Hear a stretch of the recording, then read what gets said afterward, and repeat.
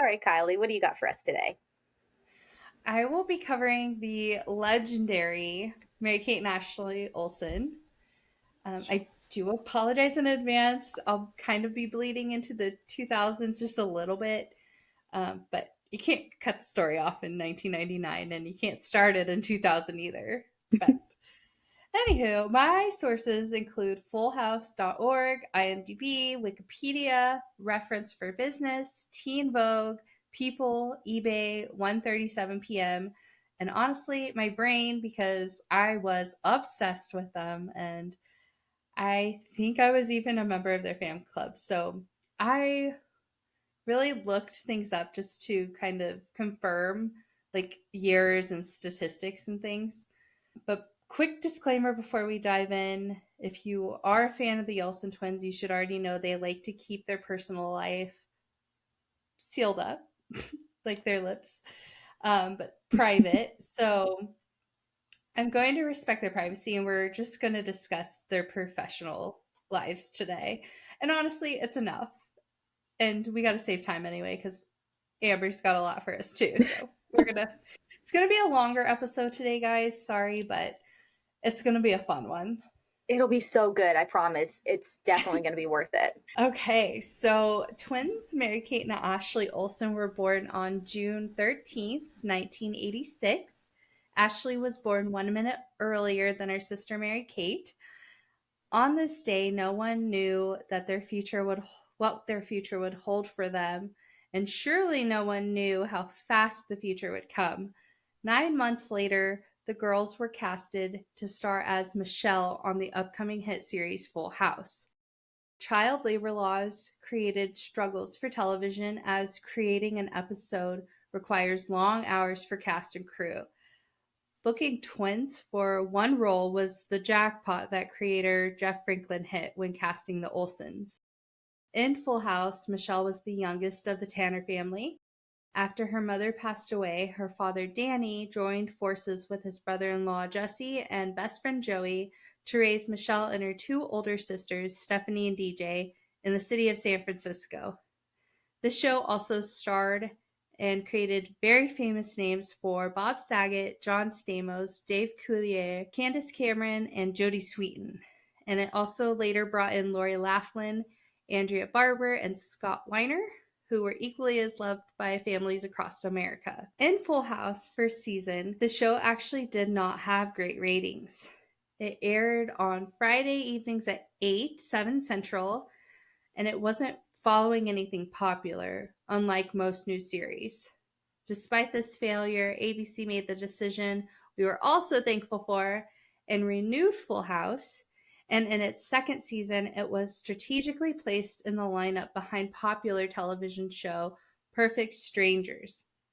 This helped it rapidly grow in popularity, scoring it a spot in the top 30 TV shows rated by Nielsen's TV ratings, which are like the TV ratings we had back then. And eventually it worked its way up to the top 25 and even top 10 for seasons 5 and 8, with its top episode, season 5, episode 26, racking in 15,977,770 viewers. And keep in mind, this is before streaming. So that meant almost 16 million people worked their schedule around being able to stop, sit down, and watch Full House at the same time.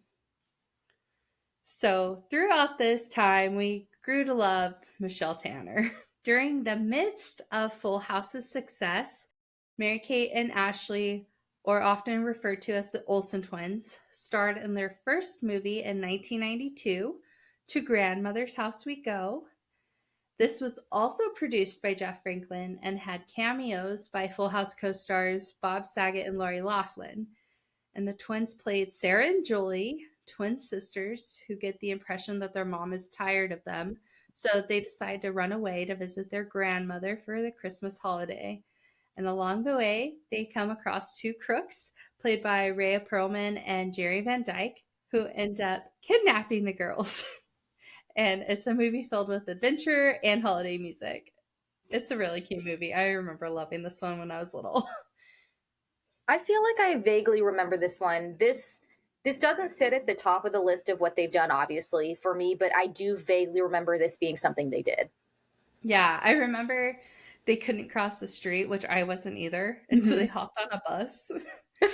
It was just like little things like that. Like they Yeah. they were probably like 5 when they did this movie, maybe 4. So they were figuring out life still.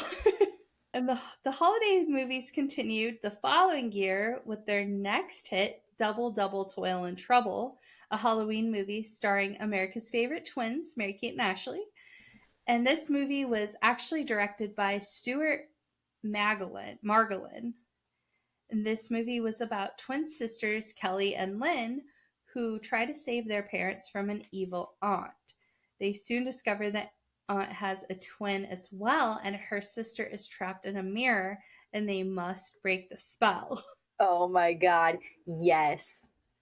I think I even remember the cover of the movie for this one too, with them in their Oh, little yeah. witch outfits Yes, they're to so cute. die. But 1993 wasn't just a year for the twins to be busy with Full House and their first Halloween movie. This was a very pivotal year for them.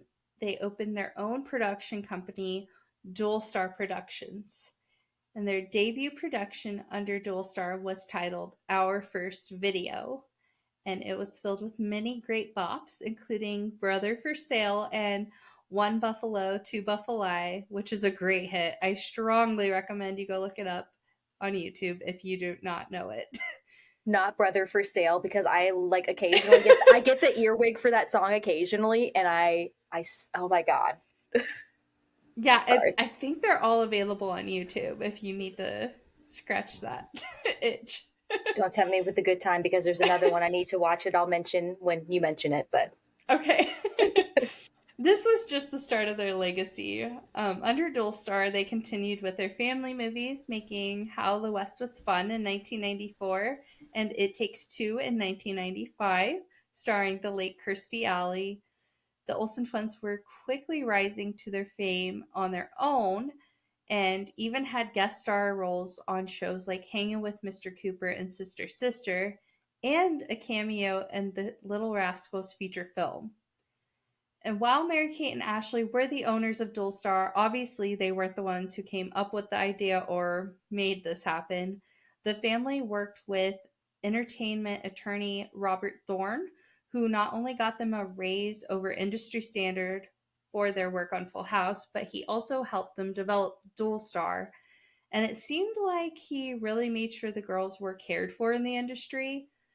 And this was a great career move for the girls since in 1995, their home bread and butter Full House was canceled after 8 seasons. But this did not mean rest time for the girls. They immediately began creating straight to video series. The Adventures of Mary Kate and Ashley was a series about the twins playing themselves as detectives, solving mysteries in their everyday lives. And as they transitioned into their tween, or as we called it back then, preteen years, they more so focused on creating more videos for their series, You're Invited to Mary Kate and Ashley's Cool Parties. And each episode of this series focused on a different themed party for the girls that were throwing them for a couple of friends. And these were videos that were either checked out at Blockbuster or you would beg your parents to let you check it out that week. In addition to video sales success, the girls also launched a mystery book series based on the adventures of Mary Kate and Ashley with the same title. And I definitely owned the case of the Ballet Bandit. Oh my god, you just set off like I forgot they had a book series. Oh yeah, Oh my Scholastic. god. I'm pretty sure it was Scholastic. I want to say I got it at the book fair. Oh yeah, solid. Yeah, this was a huge move for the girls. And 1998 was a huge year for them as well. They were jumping from kids entertainment and giving us more of an adolescent chapter. Really, 1998 and 1999 were the years that the girls went from stars to absolute icons. They did the movie Billboard Dad, starring Pretty Little Liars Troyon Belsario. And this movie follows the many dates of their starving artist father after they rent a billboard and basically post that he's single and looking to mingle in an attempt to make him happy. And they also made their way back to television this year. Returning back to ABC, they starred in the sitcom Two of a Kind. And this series focused on the twins and their widowed dad, Kevin, who was a busy college professor. And he ends up hiring his student Carrie to nanny the girls. And this had an impressive list of recurring guests that played their friends. So we have Martin Spaniers, who played the little brother Rory on Eight Simple Rules. Our beloved Orlando Brown, best known as Eddie on That's So Raven. And our spooky queen, Kimberly J. Brown from Halloween Town. Yes, she's in it. I love her. And this series was also extended into a book series. This was also the start of their iconic series of movies, where honestly, looking back, it feels like these cities were probably paying them to come film to promote tours. But in 1998, they released Passport to Paris, which honestly was iconic. Yes. We all learned what escargot was from that movie. The girls go to Paris, they stay with their grandfather over the summer, meet cute boys, and go on adventures. This starred Ethan Peck, who is actually the modern day Spock on whatever Star Trek we're on these days. This movie was both of the girls' first on screen kiss in a film, minus their little cheek kisses in Billboard Dad, but yeah, this was their first on-screen kisses. So pressure. This was really when fans were getting into their fashion as well. Around this time is when they also released You're Invited to Mary Kate and Ashley's Fashion Party, which was filmed at my dream school, FITM, which I've mentioned before, which is the Fashion Institute of Design and Merchandising. And they had really started expressing their interest in becoming fashion designers, which naturally led to their fans loving their fashion too. They also did a wonderful World of Disney special on ABC called Switching Goals. And this movie was about twins, one being into soccer and one being a girly girl, and they had to switch places. So your typical twin swapping plotline, kind of like It Takes Two. The downside of this film was that the girls started being divided by Ashley being marked as the girly one and Mary Kate being labeled as a tomboy. Mary Kate was into horseback riding, but based on her interest in fashion, it seems like she was always like deemed more tomboyish than she truly was. Okay, so 1999 was the year that the girls peaked, in my opinion. So they have their series, they have their movies, even books on their resume. So what's possibly next for them? Dolls. That's right. Mattel released Mary Kate and Ashley dolls. I had one that was Mary Kate, and I don't know how you can buy a kid one and not the other, especially when their birthday is a month before Christmas and it's basically gift season, but whatever. The Mary Kate doll had she had a red sweater with a stripe in the middle, and it had pajamas and horseback riding clothes. And then Ashley wore this gray floral skirt with a spaghetti strap tank and a cardigan over it. And then hers also came with pajamas and had a ballerina outfit for the recreation part. Again, the girly girl versus the tomboy. But if getting into the toy industry, why stop at dolls when you can also make a break into the video game industry? So DualStar partnered with Nintendo to release the New Adventures of Mary Kate and Ashley video game, and later released the game Mary Kate and Ashley Sweet 16 License to Drive. How fetch. And they provided the voices for these games as well as it giving the girls initiative to play video games as well. So, continuing the peak of their career, Mary Kate and Ashley Olsen started busting out movie after movie under their DualStar production company, taking place all over the world. So, their next movie was Our Lips Are Sealed. That one took place in Sydney, Australia, where the girls had to play twins who witnessed a crime and had to join the witness protection program. After that, there was Winning London, which goes without saying, took place in London, and it starred Eric Jungman, who I remember playing a bully in an episode of Even Stevens. So that's where I knew him from.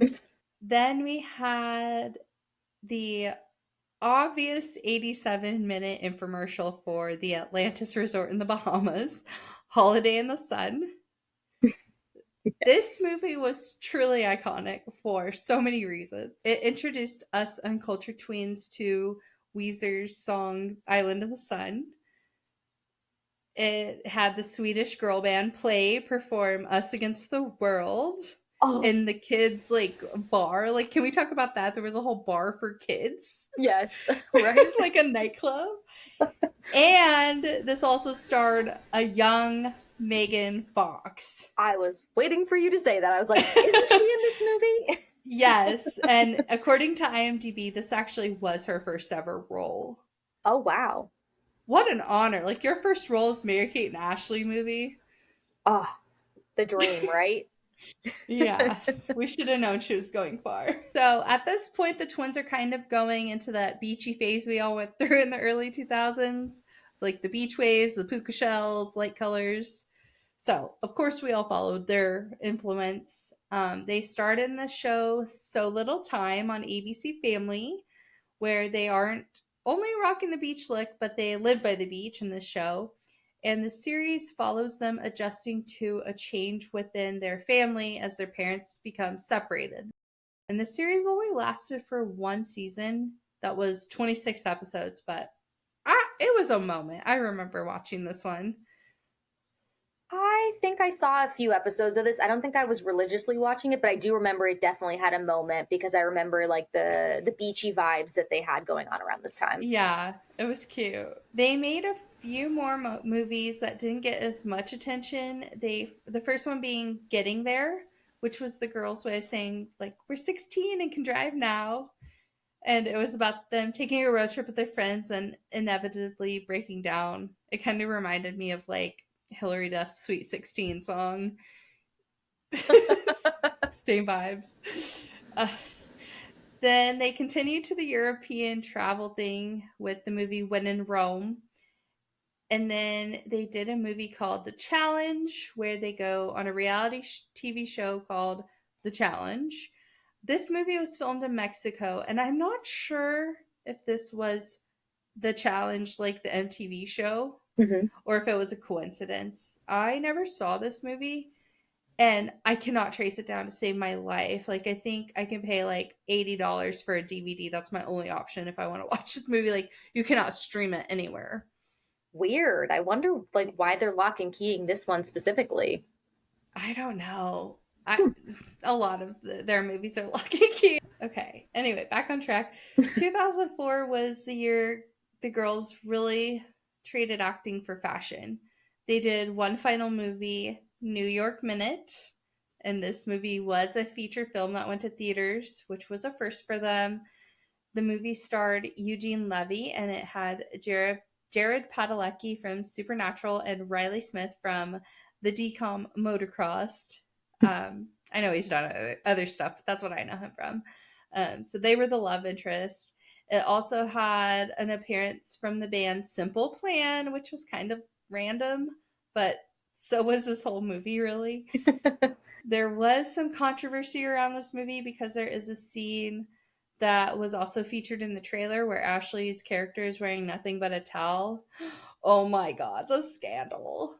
But it was really more of like an embarrassment for her character. I think her name was Jane in that movie, and she's like this very uptight type A girl. So it was like a humiliation for her. And I mean, Right. she's on a balcony outside of a hotel room and gets locked out of the room. So she's freaking out. It's not supposed to be sexual in any way. So 2004 wasn't the only year for their final, or 2004 wasn't only the year of their final movie together, but it was the start of their fashion career. They released their first ever fashion line at Walmart this year. And I wanted so bad just one piece of this collection, but no. And I still feel some type of way about that. Anyway, but it was super cute and successful, and they went on 2 years later to release their more luxury line called the Row, and attended school at New York University, better known as NYU, where they pursued fashion. And they now run their fashion line Elizabeth and James, named after their siblings, the famous Elizabeth Olsen and their brother James, who goes by Trent, which I always wondered that. I was like, his name's not James. So when I Hmm. looked that up, I was like, okay, that makes more sense because I knew him as Trent. And I always knew Elizabeth as Lizzie as a Hmm. child. So it was weird when she started going by Elizabeth Olsen, but it makes sense. So, like, people don't see her as a Nepo baby. Yeah. Um, but I didn't know this, but the twins actually have two other siblings. They're half siblings, but they're both younger. It's Courtney and Jake, and Oh, that is from their father's second marriage. So I learned something new doing this. Surprisingly, I thought I knew everything about them. But in interesting. conclusion, Mary Kate and Ashley worked their entire childhood, literally from 9 months old to their early 20s, in the entertainment industry before starting their adulthood out of the limelight and into fashion. They gave us their childhood so they could be our childhood. And for that, we love and respect their privacy. And also, a side note, according to Wikipedia, Mary Kate and Ashley made a deal with Viacom and signed over their entire DualStar library. So, Paramount Plus, hand it over. Where is it? I'm We waiting. need this. Yeah. We need this. Or even like if they wanted to do their own streaming service like DualStar, like I'll pay $5 a month for it. I I'll do don't it. care. I'll do it. Yeah.